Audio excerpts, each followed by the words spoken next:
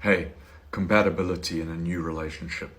When you're overwhelmed by new romance energy and you're having great sex and you're physically attracted to the person, how do you know that this person is worth further investment, that has long-term prospects, where you are a person who perhaps has been wounded in past relationships, divorced, brings some fear to the picture that this may not be the right person in the long term? How do you determine that compatibility as early as possible in the relationship so that you don't waste any time on it?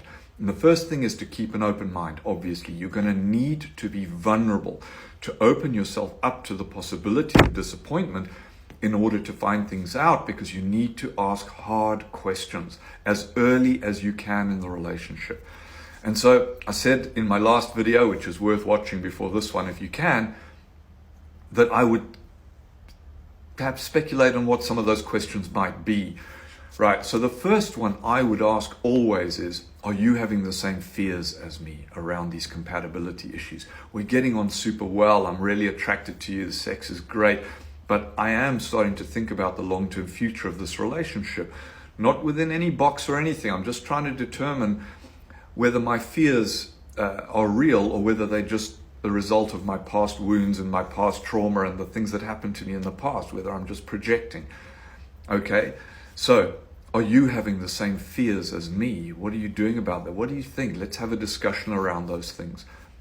The second thing that I would ask for sure is, how did your last relationship end? What's your relationship with your ex like? Was it traumatic? Whose fault was it? Who's to blame? And, how has it changed you, if at all? And if what you hear is that that breakup was 100% the fault of the other party and that there's bitterness and resentment there, that ought to be a red flag. Because if somebody has learned nothing from their past breakups and have not made any attempts to change or grow as a result of those things, to me, that would be a serious red flag. It may not be to you. I'm just saying that's a question I would ask.